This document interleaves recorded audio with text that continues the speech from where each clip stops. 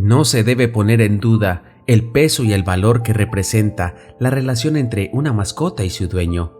Somos seres humanos y tenemos la capacidad de sentir. Algunas veces es dolor, otras veces es alegría o incluso rencor. Pero eso es lo que nos hace sorprendentemente más humanos. De la misma forma, siente un ser vivo que se ha criado a tu lado y que ha crecido recibiendo el cariño que le das. Antes de continuar, te agradecería que te suscribieras a mi canal y activaras la campanita para recibir todo mi contenido. Y no olvides darle me gusta al video, como por ejemplo el amor que se le da a un perro y que devuelve de la manera más sincera. La familia Cáceres es una de las familias más longevas en el vecindario. Ellos han vivido por más de 30 años en una casa bastante acomodada en una zona modesta y más bien humilde, sin muchas pretensiones, pero siempre han sabido vivir bien y con muchas comodidades. La casa era la casa número 8 de la calle Esperanza, en un conjunto residencial bastante amplio. Ellos eran 4 hijos junto con su madre. Anteriormente, la familia contaba con una cabeza de hogar, que era el padre de los chicos, un hombre violento que golpeaba a su esposa cuando podía y cuando le apetecía. En una ocasión, durante la cena, la mujer emitió un comentario sobre la falta de dinero en casa y que él debía buscar trabajo. En respuesta a esto, el hombre levantó la mesa y tiró todo encima de su esposa. Y todo ocurría mientras sus hijos estaban también sentados a la mesa. En general, aquel hombre tenía una mala bebida, que era continuamente su peor consejera. Era un hombre de complexión pequeña, de baja estatura, quizás de 1,69 m. Sin embargo, poseía una soberbia que lo hacía parecer imponente. Este hombre crió a sus 3 primeros hijos con fuerte carácter y con fuertes reprimendas, 2 niñas y un niño. La mayor creció siendo muy ensimismada, soñadora y asustadiza. El varón, quien era que recibía la mayor parte de las palizas y alguno que otro maltrato fuera de lugar, creció sin temor a su padre, pero incapaz de oponerse a él. Solo tomaba valentía cuando el hombre intentaba golpear a su madre. En cambio, el tercer hijo, la otra niña, creció guardando un gran rencor a su padre y absolutamente altanera y rebelde con él. En muchas ocasiones asestó varios golpes en su cabeza con un palo de escoba mientras golpeaba a su mamá, luego de llegar muy borracho a la casa. Por otra parte, la madre de los niños, por las circunstancias, tuvo que ser una mujer fuerte para sus hijos y para ella. Fue esta mujer quien logró obtener la casa en la que vivían, la cual con los años logró levantar y convertir en la hermosa casa que ahora era. Por aquellos años, antes de que sus hijos nacieran, esta mujer, junto con un grupo de vecinos y personas sin hogar propio, acudieron a las autoridades regionales diariamente para pedir que algunas casas que habían sido construidas en ese sector fueran adjudicadas a ellos. Las casas, en un principio, habían sido construidas para integrantes de ciertos gremios militares, pero muchos de los sectores donde empezaron con las construcciones habían cesado por falta de presupuesto y por el olvido de las autoridades en finiquitar el asunto. Fue así como todos estos vecinos aprovecharon esa ocasión para pedir que las casas pasaran a formar parte de su patrimonio, pues es que las casas abandonadas y sin terminar estaban siendo nido de algunos jóvenes que sentían un cierto gusto naciente por la delincuencia. La madre de los chicos y los vecinos permanecían día y noche de sol a sol dentro de estas casas hasta que las autoridades tomaron las resoluciones de otorgar los papeles de propiedad a cada una de las personas que habían luchado incansablemente para optar por una de estas viviendas, pero con la condición de que los gastos por terminar las construcciones que correspondían debían correr por su cuenta y no por parte del ministerio. No fue hasta ese momento que el padre se había dignado a apoyar a la mujer. A pesar de las diferencias, juntos habían terminado las construcciones faltantes y tenían un techo bajo el que dormir. Luego vinieron los niños, nacieron los 3 chicos con 2 años de diferencia entre ellos. Fueron creciendo y veían cómo era su padre y cómo trataba a su madre. Hasta entonces aquella mujer aún pensaba que debía soportarlo porque él era el padre de sus hijos y porque seguramente no podría criar a 3 hijos sola. Era un mal necesario. Eso era lo que pensaba aquella pobre mujer. Los años pasaban y los chicos crecían. Ya eran adolescentes y sabían lo que estaba bien y lo que estaba mal. Su padre, en cambio, se hacía más viejo y su hijo había crecido mucho más que él. Lo superaba en estatura y complexión. Muchas veces su hijo, llamado Carlos, lo detuvo en seco mientras intentaba maltratar verbalmente a su madre. Su padre sabía que ya no era simplemente un niño asustado. Fue así como los chicos ayudaron y apoyaron a su madre en la decisión de divorciarse de su papá. Estaban totalmente de acuerdo en que siempre fue necesario que su madre descansara de todos esos malos tratos y mala vida. Por su parte, el padre de los chicos por fin había hecho un gesto positivo con ellos, y admitiendo que había sido un pésimo esposo y un pésimo padre, aceptó la petición formal de sus hijos de irse de la casa y de darle el divorcio a su mamá. Así lo hizo. El hombre firmó el divorcio y se marchó de la casa donde había crecido. La casa de sus padres, sin embargo, habría de pasar algún tiempo antes de que aquello que no resolvería el amor lo resolviese la cama, se extinguiera, y después de unos meses de flaqueo por parte de la mujer, donde algunos días recibía la visita de su esposo con la excusa de visitar a los chicos, quedó embarazada de su 4 hijo. Al menos este pequeño no tuvo la desdicha de crecer bajo el yugo de aquel mal hombre. Luego de que se marchara el padre, aquella mujer siguió trabajando duro por sus hijos y levantó una casa bastante elegante en la que sus hijos crecieron felices y sobre todo unidos. Apoyarse los unos a los otros era el mayor ejemplo que la mujer transmitía a sus hijos, pues ella no iba a estar toda la vida para enseñarles el camino correcto.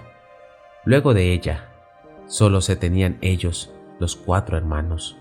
Llegados a la vida adulta, los muchachos habían formado sus propias familias.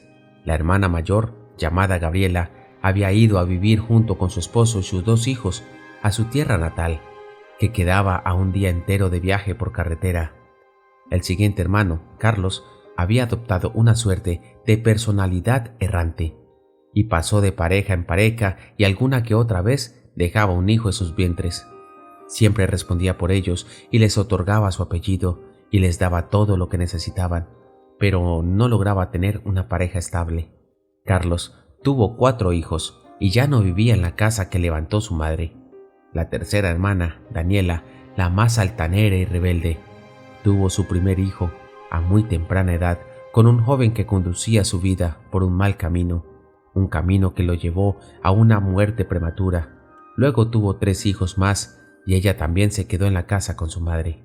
El hermano menor, Amílcar, quien también se había quedado en la casa y buscando tener una mejor vida, se fue del país y decidió vivir en Brasil con su esposa y sus 2 hijos. Todo esto ocurría delante de los ojos de la madre, quien a pesar de haber gozado siempre de buena salud, inevitablemente envejecía y enfermaba silenciosamente. Preocupada por ver la precaria situación fraternal que había entre sus hijos, la madre decidió hacer una pequeña reunión familiar meses antes de que Amílcar emprendiera su viaje. Todos asintieron ante el llamado de su madre. Incluso Gabriela viajó un día entero para volver a ver a su familia. Carlos había ido con 2 de sus 4 hijos. Daniela, siempre altanera y tajante, estuvo y se mantuvo en casa con su madre. Amílcar, para entonces, también vivía en casa, aunque algunas veces pasaba largas temporadas en la casa de sus suegros. La tercera hija, Daniela, reprochaba con fervor y cierto halo de rencor a sus hermanos que nunca estaban presentes cuando su mamá los necesitaba y que solo ella es quien ha estado cuidando a su madre. Antes de que todo se tornara más tenso, la madre empezó a hablar con una voz muy calmada y resonante de orden y sabiduría. Ustedes 4 son hermanos, y por más que les cueste entender lo delicado que es el significado de la familia, siempre serán hermanos. Deben apoyarse cuando el otro lo necesita. Deben tenderse la mano, porque así fue como yo luché diariamente para poder darles una buena vida. Yo no estaré todo el tiempo aquí. No soy muy vieja, pero uno nunca sabe cuándo es el turno. Por eso, antes de irme de aquí, Necesito saber que hice un buen trabajo y que todo el dolor y el amor que padecí por ustedes haya valido la pena. Quiéranse, abrácense y nunca olviden que los amo. 3 meses después de aquellas palabras, el hermano menor hizo su viaje y al mes siguiente le llegó la noticia de que su madre había muerto de causas que los médicos no entendían. Fue una enfermedad que terminó con todo vestigio de la fortaleza de aquella gran mujer. Amílcar, con el corazón roto y destrozado, tuvo que soportar el duelo lejos de casa hasta que le otorgaran el permiso de salir de Brasil. Sus hermanos, en cambio, estaban en casa juntos. Gabriela había estado las últimas semanas ayudando a Daniela en los cuidados de la madre. En cuanto a Carlos, intentando aparentar ser fuerte, fue quien más lloró la muerte de su madre, solo en su antiguo cuarto, mientras nadie lo miraba. Pero todo aquello fue el último momento que pasaron juntos. Luego, algo cambió entre ellos. Tenían problemas con la casa. Daniela decía que merecía estar a cargo de la casa, pues fue ella quien siempre estuvo con su madre y no sus hermanos. Carlos había perdido su trabajo y su hijo mayor había caído en malas compañías.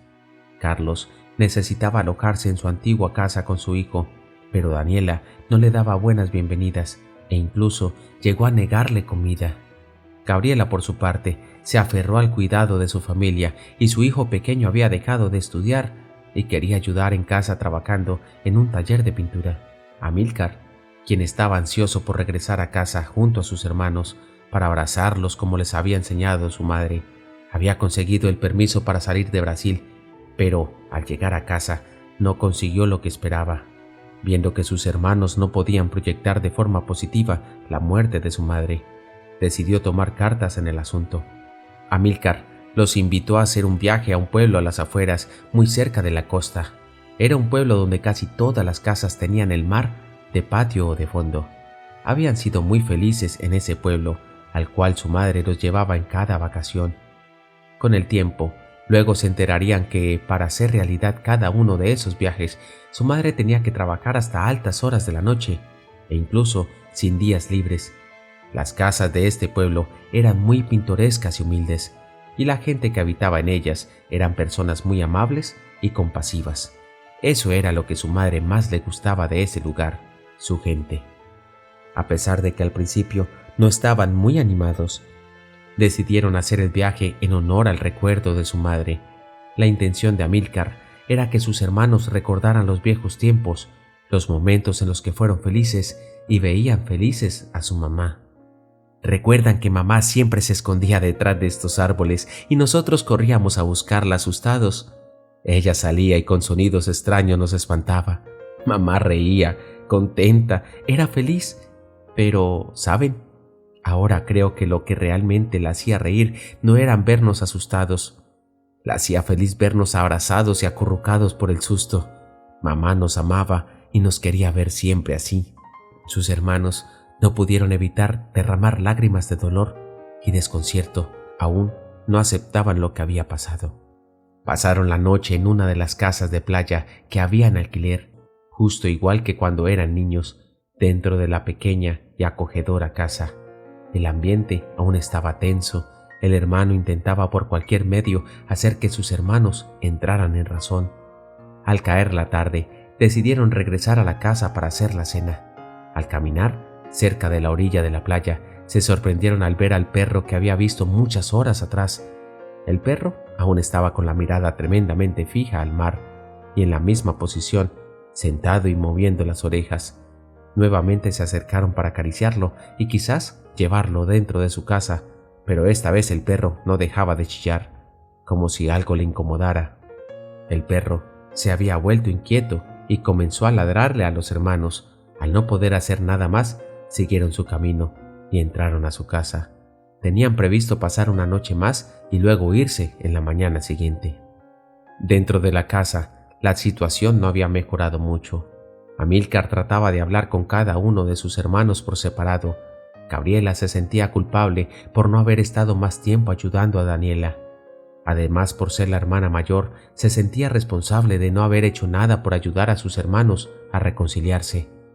Amílcar sabía que Gabriela era la más sensible y la más soñadora, así que solo la abrazó y la consoló.